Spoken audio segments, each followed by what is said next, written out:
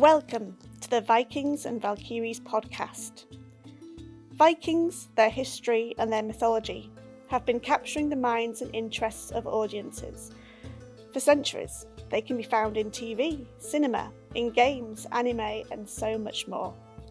My name is Becky Hill, otherwise known as Soul Chaser Becky online, and I am going to be your guide of stories on this journey between pages, time and space. I wish to offer my experience as an avid reader of more than 100 Norse-themed books to those who, like me, when my passion first began, simply want more, or more precisely, to know more about what we encounter in popular culture. To know more about the history, the battles, the sea voyages, the poets and warriors, the kings and queens, the men and, of course, women who lived through so many dramatic centuries of migration and invasion, whose impact and legacy spans much of the known world, from North America in the west and as far as Istanbul and maybe further in the east.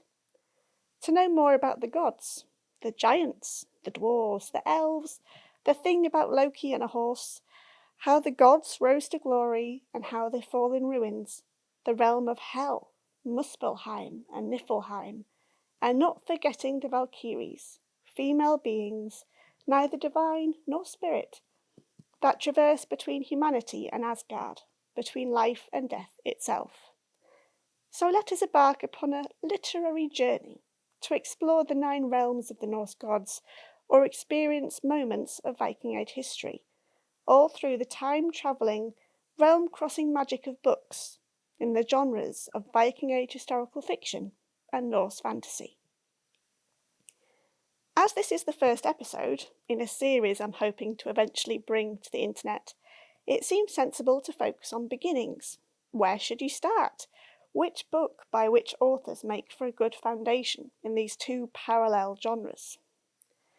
My personal voyage began just over 20 years ago. I discovered a book, not in a bookshop, but advertised on TV in between episodes of a historical documentary series. The TV series was called The Blood of the Vikings, for you see, I personally was interested in Vikings from my GCSE years, but had yet to make the discovery of them beyond TV as a medium. The book was titled The Last Kingdom, and it is written by Bernard Cornwall.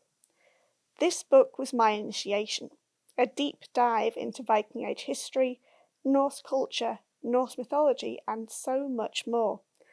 The blurb reads as follows, to give you a flavour.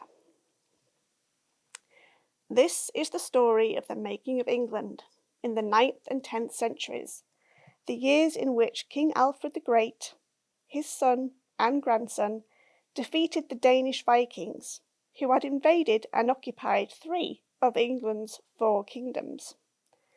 The story is seen through the eyes of Uhtred, a disposed nobleman who was captured as a child by the Danes and then raised by them, so that by the time the Northmen begin their assault on Wessex, Alfred's kingdom and the last territory in English hands, Uhtred almost thinks of himself as a Dane. He certainly has no love for Alfred, whom he considers a pious weakling and no match for Viking savagery. Yet when Alfred unexpectedly defeats the Danes, and the Danes themselves turn on Uhtred, he is finally forced to choose sides. By now he's a young man in love, trained to fight and ready to take his place in the dreaded shield wall. Above all that, he wishes to recover his father's land, the enchanting fort of Bebbanburg by the wild North Sea. This thrilling adventure, based on existing records of Bernard Cornwall's own ancestors, depicts a time when law and order were ripped violently apart by a pagan assault on Christian England, an assault that came very close to destroying England. So, if you are tempted and feeling bold and brave, then this series is a great first one to try in the genre of Viking Age historical fiction. It is deeply immersive as a first-person narrative, and rich in detail. Literally every word, sentence, paragraph and page makes an impression on the mind. primarily because the choice to have a main protagonist become a bridge, if not a mirror, between the Vikings and the Anglo-Saxons, through so many wars, battles, victories, and failures, inhabiting a truly dynamic landscape of change is a genius technique to engage readers of all ages and backgrounds. Other Viking Age historical fiction titles and authors I would recommend are Raven Blood Eye, a trilogy by Giles Christian.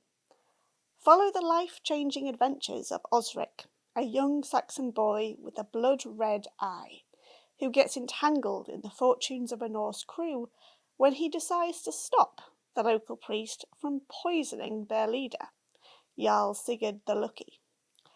Giles genuinely writes as good as Bernard Cornwall, for action-driven, engaging storylines and characters that feel more real than cliché or stereotype.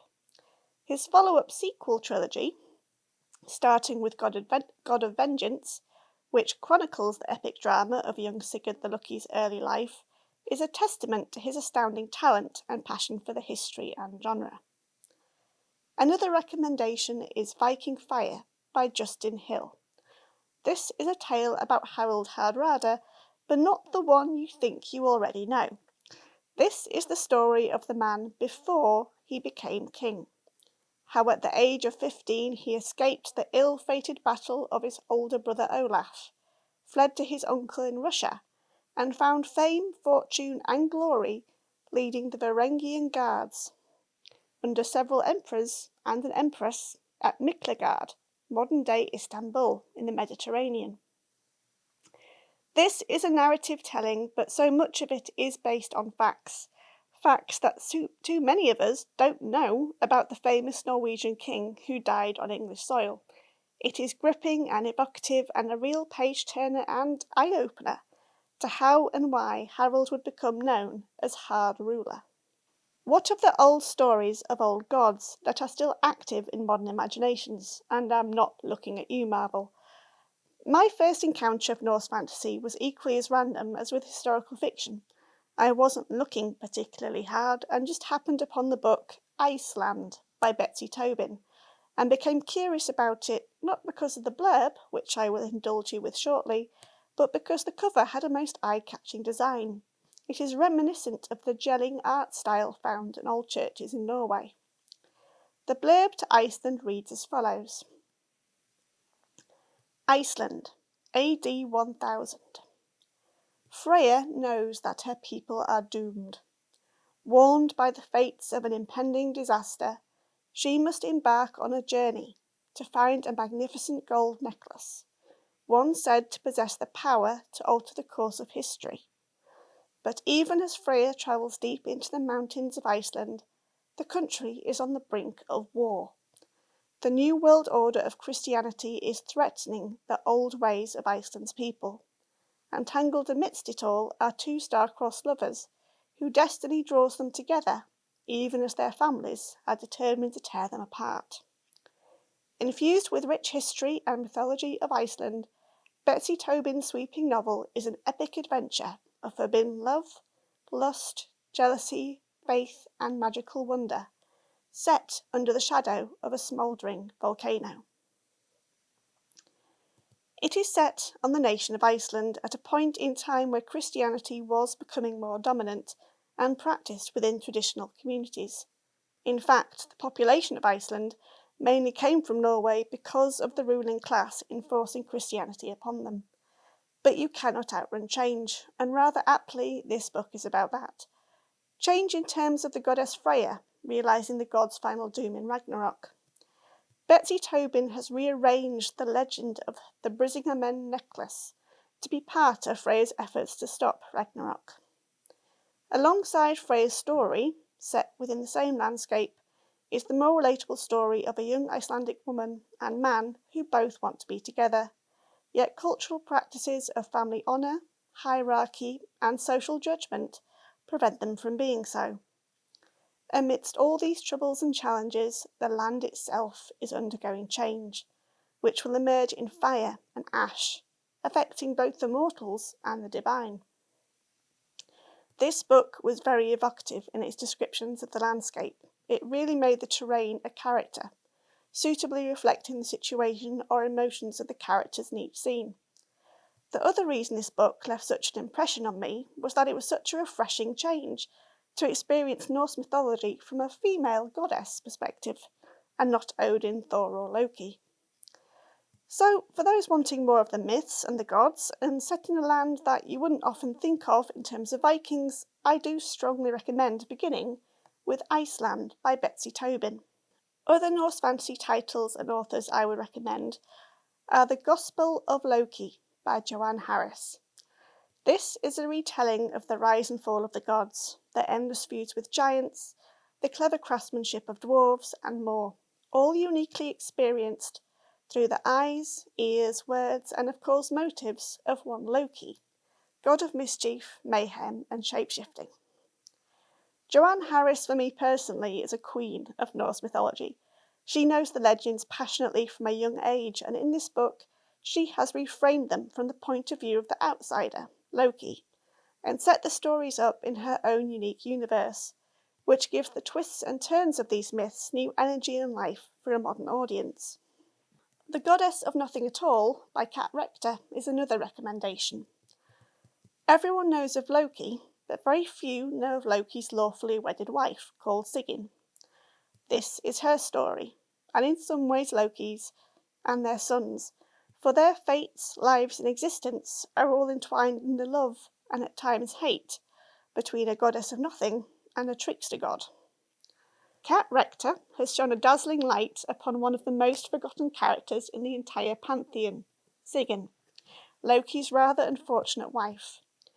Set in a remarkable universe of 9 realms, embracing the past and the present, Kat explores their fierce love in the face of distrust and prejudice, and the extreme tension, heartbreak, and deep struggle to keep intact a relationship which is being savagely pulled apart from an unwelcoming society, unsupportive family, and how it explodes from within as consequences of such pressures. I hope I haven't bored you on your first voyage across the pages of these 2 fascinating and exciting genres, enabling us to walk in the footsteps of Vikings or discover faraway realms. I intend to create further episodes exploring the multiple aspects of Norse fantasy and aspects of Viking Age historical fiction, and showcase titles suitable for children, teenagers, and adults.